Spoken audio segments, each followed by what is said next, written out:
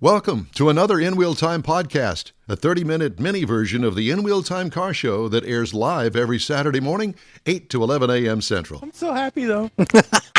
I'll bet you are. You always are when you're on your cell phone. Free Britney. So I had somebody ask me again this week, what does Mars do?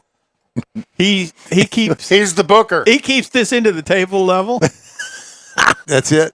That's right. He's the red of our red, white, and blue. That's what he There is. you go. like Yeah. Thank you, Jeff. Thank you. Yankee nice. Doodle. Yeah. So, Oh, just a small update for friends of ours is at NHRA, stock eliminator, Speedy Emmons is qualified 11th, and Jerry Emmons is qualified 12th. Stan Holt in Superstock is qualified 3rd, and Dale Holquist, our other friend, is qualified 4th. oh my gosh. Where's the chick We're with the getting a stick? Wally. We're getting a Wally. Where's the chick with the stick? I'm looking. I haven't seen. Who is Stan's wife? Sheila. That's Yeah, people Sheila that don't May. know. Yeah. And then Harvey Emmons is qualified 30th.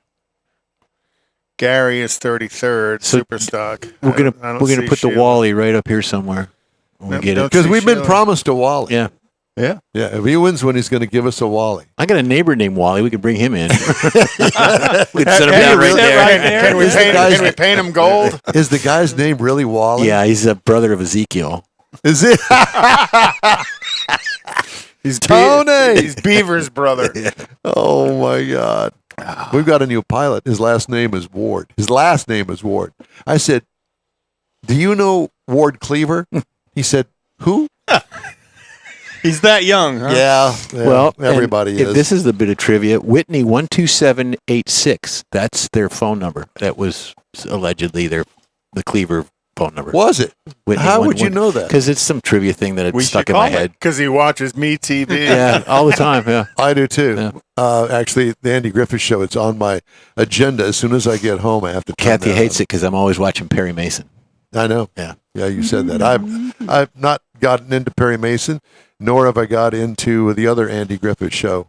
RFD. or Mayberry whatever. RFD. No, the Matlock. where is the attorney? Matlock. Yeah. All right.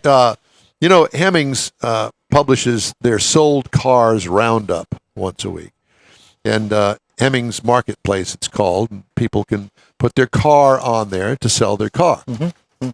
Some of them are just regular everyday drivers. Most of these are collector cars, if you want to call it that. There's some customs on here, but very few. And so I pick out what I think is something fun for us to look at. So is this for us? Who comes closest without going over? Oh, you got a score sheet. Look at that. We're gonna He's start score it. scoring. Okay, I like it. Yeah, let's do that. You hadn't scored since the 70s. I scored twice in the 80s because I have 2 kids. Apparently, there you go. All right, so our first car up is for Jeff, Uh-oh. and that would be a Cadillac. Yeah. This is a 1973, and so whatever it is, it doesn't make any difference. It's huge. Humongous. The 1973 Cadillac El Dorado. Oh, yeah. Convertible. Oh, my God. Is it Beautiful Brits? car. It's a red-on-red convertible. Brits? It doesn't say that. Okay.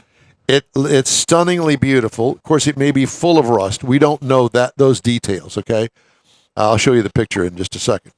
So what is your guess of the price of this car? It looks good. Let's start with Mike. It looks I'm it looks gonna go stock. with 22,000. Mars is 'Cause at it's 22. convertible. Okay. I'm going to say 28. 28. 17. 17. Really? Well, all of you are wrong, but No? close.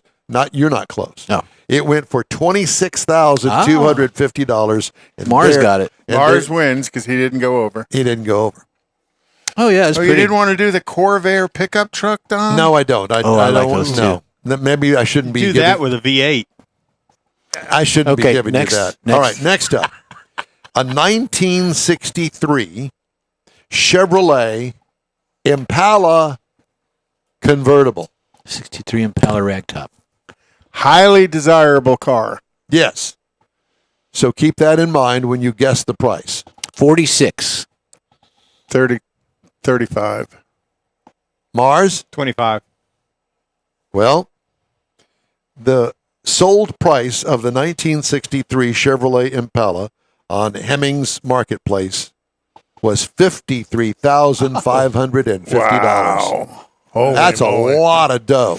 It is for a that car that probably cost about $2,000 when it was new. Well, and it's not. in that It didn't neighborhood. say it was an Impala SS or anything like that. No, I don't know those details. You could probably Well, get I know, that if you but I mean- clicked on it and drilled down. They probably tell you all but that. That's not the purpose of this. This is Yeah. a general overview. Okay, so I had to put a classic in here. Okay, a 1957 Chevrolet Bel Air. White walls, black exterior, red interior. And Bel Air was top of the line in 57. Yes. Yep. So let's start with Mr. Mars. What would be your guess on something like that? It looks good. That's all I can tell you. Yeah, but those things that you're looking at stupid money. I'm going to say Pull that 50. microphone closer there, Mr. Non-Radio. I'm going to say 50. 50, I'll say 55. 32. $43,050. Yep. Well, we'll give that to Jeffy because he didn't go over. Yeah. But But the Bell, they're like a dime a dozen now. well, Yeah, but when they're original like that, that's nostalgia. That's somebody's. Oh, Baby. I had a memory whenever I did this. But when you sell it, who's going to keep that memory? They're going to tub it out, They don't- LS it. you don't buy that kind of car I for would. that. I Well, would. you might. Yeah. You No, might. you buy that because that's where you. What conceived condition one is of it? your kids or Is something. it got rocker rust, all that? You don't know. No, it's You This see one one of your here has kids in been- a 57 it's cherry. Chevy Morris? it's not an original. It's been Tweaked. no, it hasn't been tweaked. It's restored to an original look. Let me put it that way. Okay. We don't know if it's got an LS in it, Oh, but we left that out. I don't didn't know know. any of that. Why would you do that to a 57 car that's all looks stock? I mean, either you I would put never- it cherry factory or you resto-mod it and be done with it. I There's would- no in I know. between. Either way, it could go on Hot Rod Tour Texas. Either way. Yes, it could. Oh yeah. All right. For you pickup lovers, the 1994 Uh-oh. Chevrolet 1500. It's a two-tone because they had that different color down along the rocker panel. Yeah. It looks like it's got a custom grille in it. It's got updated headlights on it. It is. It looks to me like it's either a crew cab or an extended cab. It's not a single cab. So 1994 Chevy 1500. It's clean. Looks like it's got Corvette wheels on it or something. But it's not overdone. It's not crazy. It's nothing like that. It looks like a stock pickup truck with those old stock mirrors on it. Very clean. Okay. It's 94 Chevy 1500. How much? I'll say 50. 50. Mars. Say 15. Okay. $8,000. 17,850 is what it sold for. 17,850. Which They're very popular, but that's they're a little bit earlier in those square bodies. yeah, it's 1994. Yeah, it's just You it's don't coming out of see a that. lot at car shows. No. This is for Konrad. Not that you could fit in it. None of us could, I don't think. A 1987 Fiat X19. Oh, gosh. It looks like it's in process of being restored. So my guess is So it is on a tow truck. no, no, but it's close. It's on drive-up ramps. Ah. All right, it's red in color. It's got tires and wheels on it, but I don't know. It may Well, or may tires and wheels doubles the price. not. Well, it may not. It may not have a motor in it based on the price. So there's a hint as for the sold price on this Fiat X19. And it's actually on Hemmings? Yes, it's on Hemmings sold car Times weekly must roundup. be getting hard. I'll say 2,000. No, I'm going to say 5. 5,000. I'm tossed. I'm 3,300. $1,900. See, he threw that one in there. And Yeah. I finally moving got, Find it hard to finally believe got one. he finally got one. that's on Hemmings. Now, to me, this would be highly desirable. To me, personally. 69 Camaro. Nope. But it's not that far off. This is a 1964 Chevrolet El Camino. No, very much like Randy showed us on. Correct. Well, no. It's maybe the same body style, but it ain't like ain't what what- he's got. yeah. It's a driver. It's clean. It's one color. It's that, sky mist blue or whatever yeah. it is. Aqua. Yeah. And what year done? 1964 El Camino. First year. I'll say 12. I'm going to go 18. I'm gonna go 10.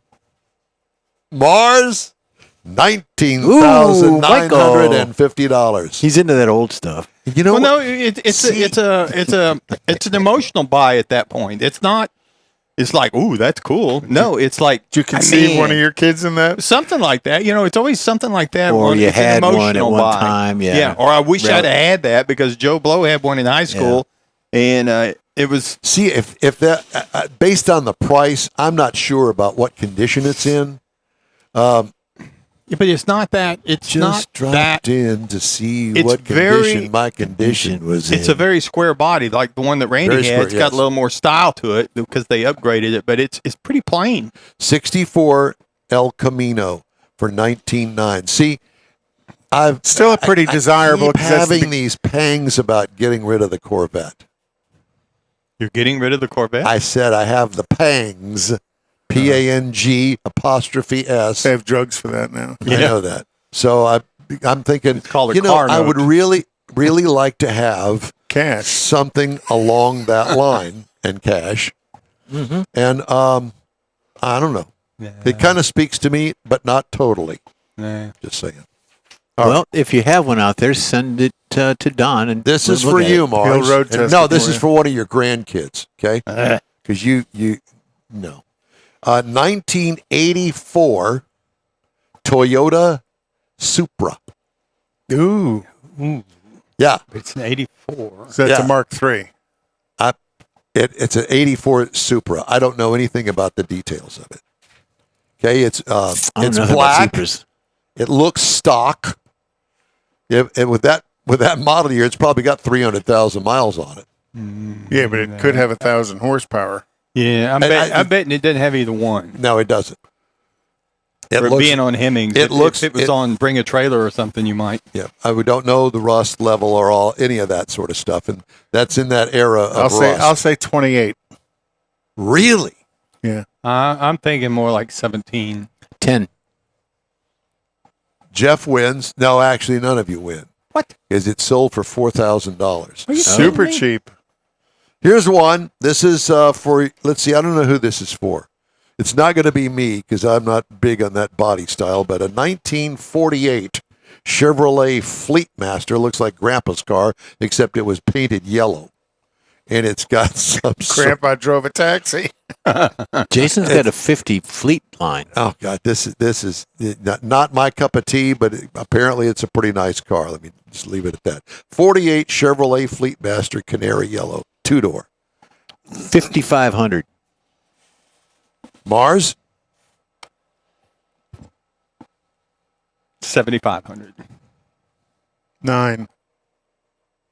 well, $25,700. Is it I must have missed something. is it Tweedy yellow? Like Yeah, it is Tweedy yellow. Yes, yeah.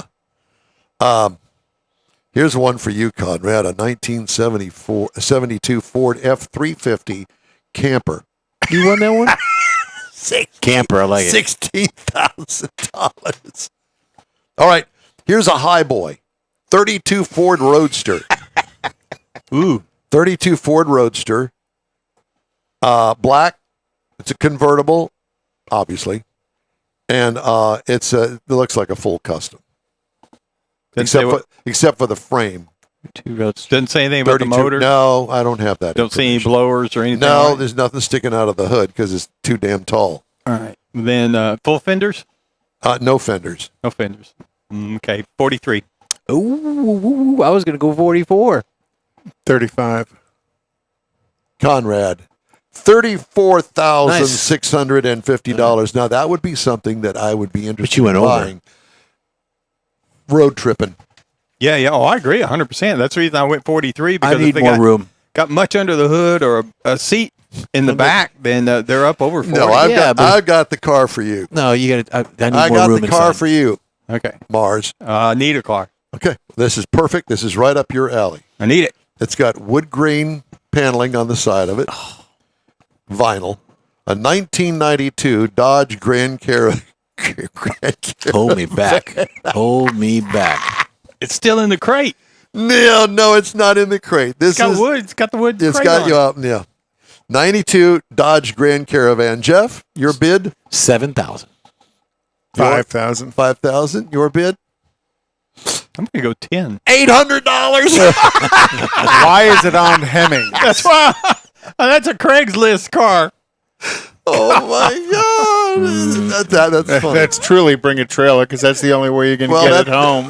Well, you got to get your TR6 off it or TI, whatever that was. The Fiat X43. XT19. whatever. X19. Oh my God! Well, that was fun.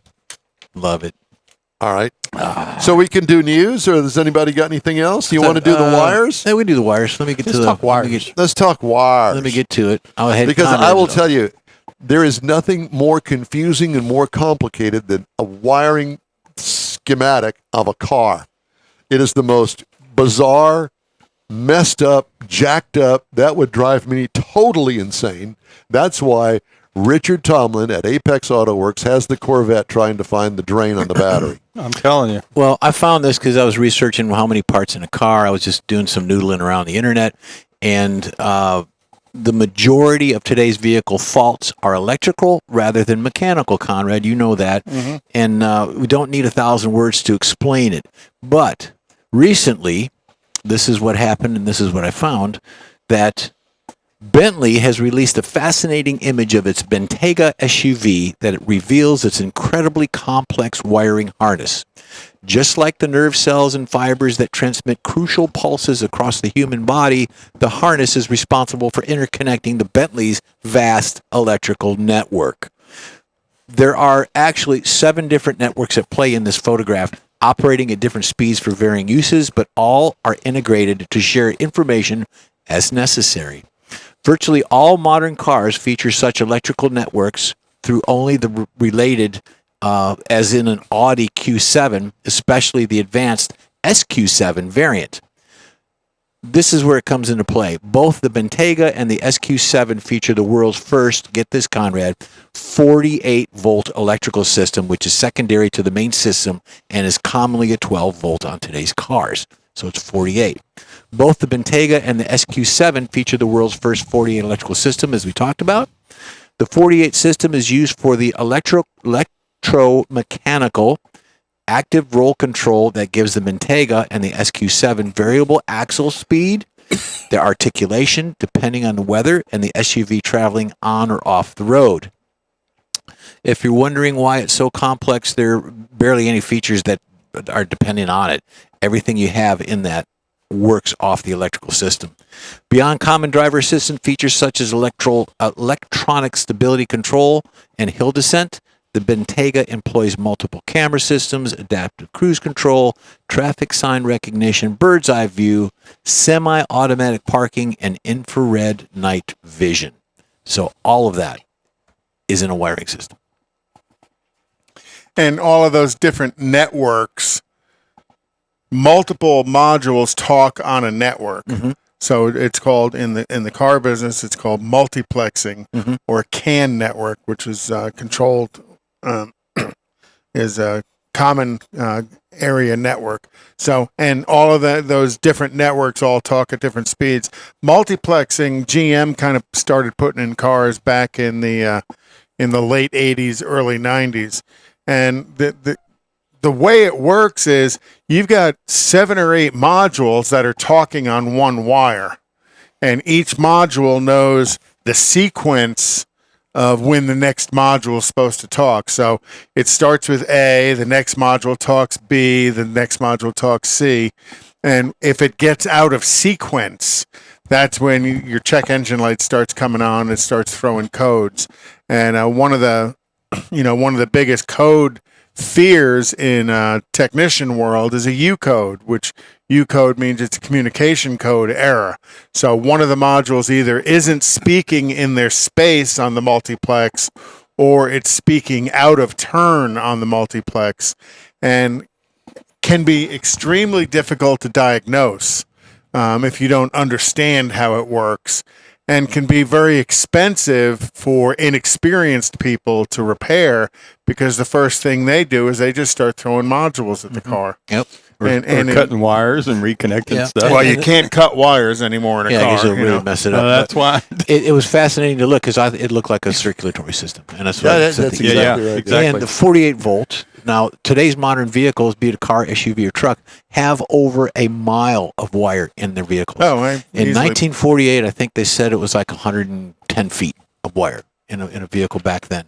So anywhere from 3 modules to now infinity. Well, and they've been beyond. talking about going to a different voltage in the system Yeah. For years. Because of all for the years yeah. because there's too much to operate with just a 12-volt system. Right. And it's no longer a single battery system. There's always in the modern cars now. Some of them have 2 batteries. And many of the modules will start setting codes if the battery voltage goes low, because if the battery voltage goes low, things stop working. So then they get out of sequence on these multiplex. In other words, it gets circuits. all jacked up. It kind of all relates to jacked what up. you're experiencing with the Corvette, I Correct. guess. Yeah. Yeah. Yeah. A seat switch. You keep pointing at your computer like because I'm supposed we to have somebody know. on there. Well, that's because the guest is here. Well, I know. Are they scheduled to be here right now? Yes. They are. Yeah. Oh. All right. Well, Anyhow, Remember that was the thing we're I just told you glad she's about here and this she's morning. on time. okay, Gina. Hello, guys. How are you, Gina? I'm here. How are you? Well, we're here. So it's good to see you again. I haven't spoken with you in quite some time. We're Facebook friends, so I keep up with her through Facebook, but that's about it. So tell me what's going on. Oh, same old stuff. A little bit of racing, a little bit of working. Yeah? Mr. Mars, can you help me here? Well, so Gina has got a new endeavor, Okay.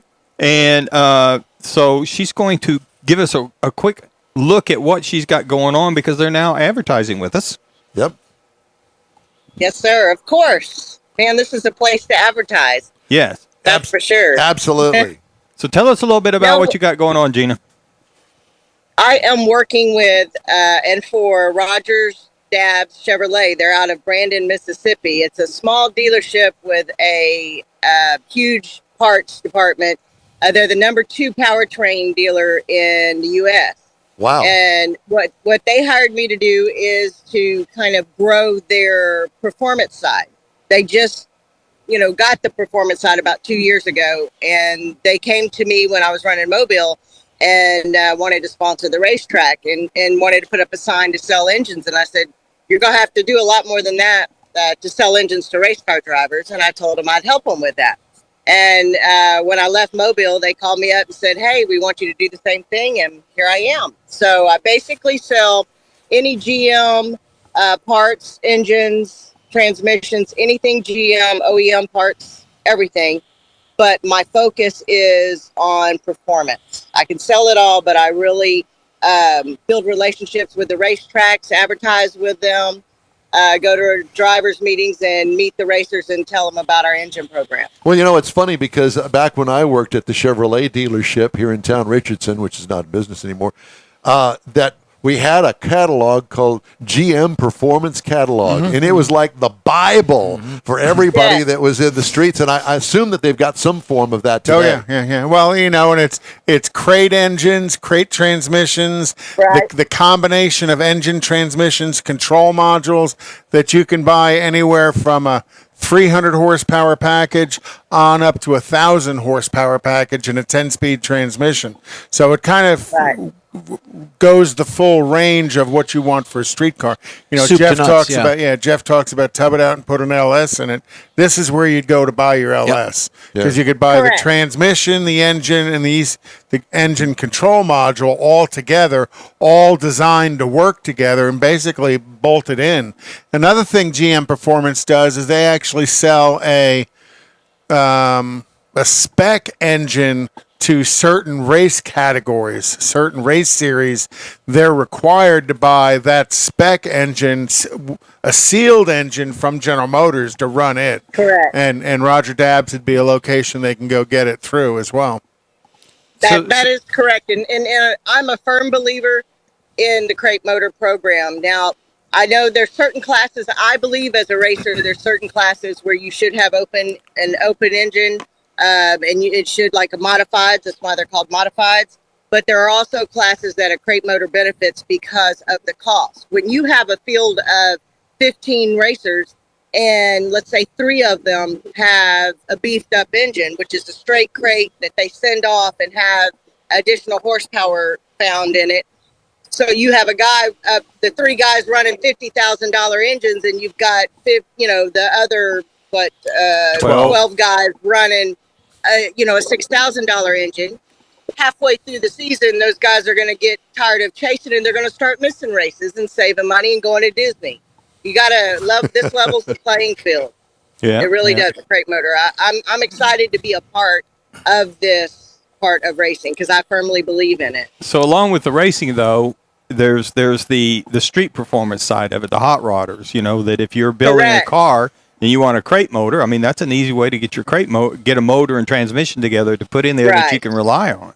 And a fully integrated system. That's the beauty of what General Motors does is it's a fully integrated system. The engine and transmission are paired together, and the ECM controls both of them, knowing what each of them can do. So it's basically a plug and play. And I just looked online, and it's really an easy thing to remember. RDC123.com, Rogers Dab Chevrolet Performance.